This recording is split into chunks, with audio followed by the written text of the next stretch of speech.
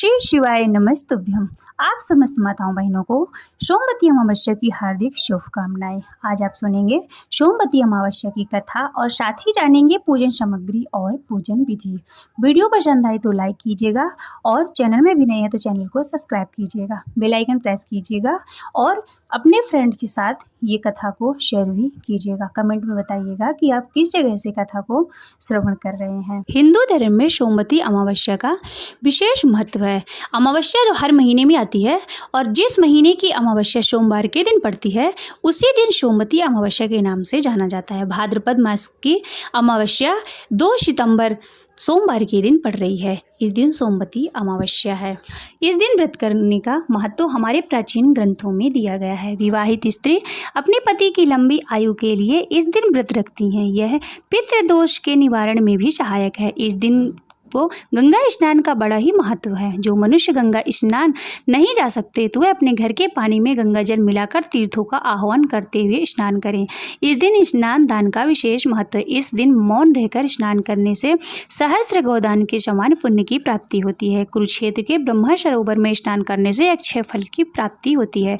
सोमवती अमावस्या की पूजन सामग्री है पुष्प, माला, अक्षत, चंदन, कलश, दीपक, घी, धूप, रोली, भोग, धागा, सिंदूर, चूड़ी, बिंदी, सुपारी, पान के पत्ते।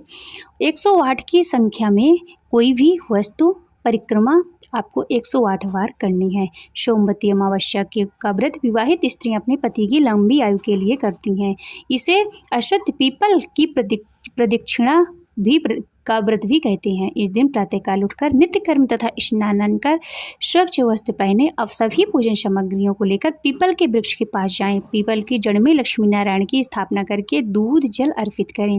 पीपल की जड़ में सूत लपेट दे भगवान का ध्यान करके पुष्प, अक्षत, चंदन, भोग, धूप इत्यादि अर्पण करें। फिर प्रेम पूर्वक हाथ जोड़कर भगवान की प्रार्थना करें। अब पेड़ के चारों ओर ओम नमो भगवते वासुदेवाय नमः बोलते हुए 108 बार परिक्रमा करें।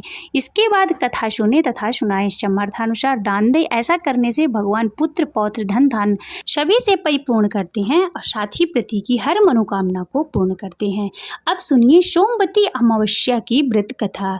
एक गरीब ब्राह्मण परिवार था। उस परिवार में पति पत्नी के अलावा एक पुत्री भी थी।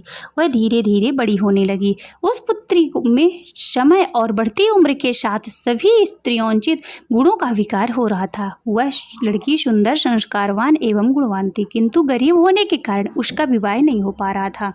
एक दिन उस ब्राह्मण के घर एक साधु महाराज पधारे हुए उस कन्या के सेवा भाव से काफी प्रसन्न हुए। कन्या को लंबी आयु का आशीर्वाद देते हुए साधु ने कहा कि इस कन्या की हथेली में विवाह योग्य रेखा नहीं है।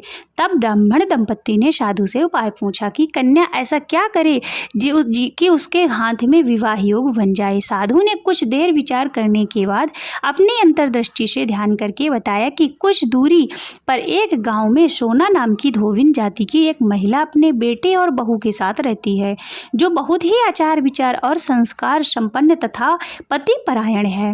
यदि वह कन्या उसकी सेवा करे तो वह महिला उसकी शादी में अपने मांग का सिंदूर लगा दे। इसके बाद इस कन्या का विवाह हो तो इस कन्या का वैधव्य योग मिट सकता है। साधु ने यह भी बताया कि वह महिला कहीं आती जाती नहीं है। यह सुनकर ब्राह्मण ने अपनी बेटी से धोबिन की सेवा करने के लिए कही।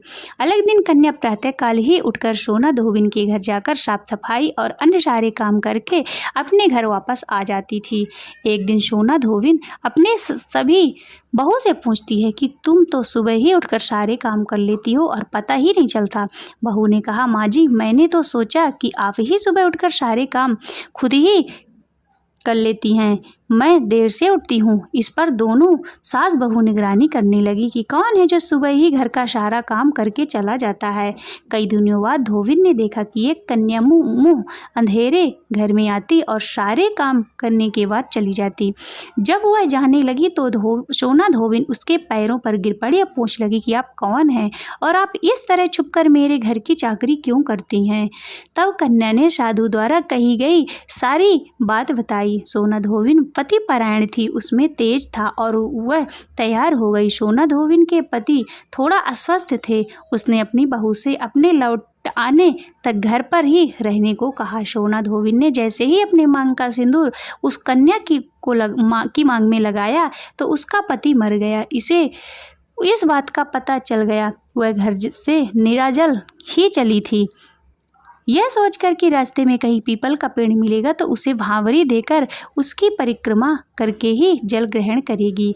उस दिन सोमवती अमावस्या थी। ब्राह्मण के पूरे घर मिले हुए पकवान की जगह उसने ईंट के टुकड़ों से 8 बार भंवरी देकर 108 बार पीपल के पेड़ की परिक्रमा की और उसके बाद जल ग्रहण किया। ऐसा करते ही उसके पति के मुर्दा शरीर में वापस जान आ गई। धोबिन का पति वापस जीवित हो उठा। इसलिए सोमवती अमावस्या के दिन से शुरू करके जो व्यक्ति हर अमावस्या के दिन भंवरी देता है उसको सुख और सौभाग्य में वृद्धि होती है।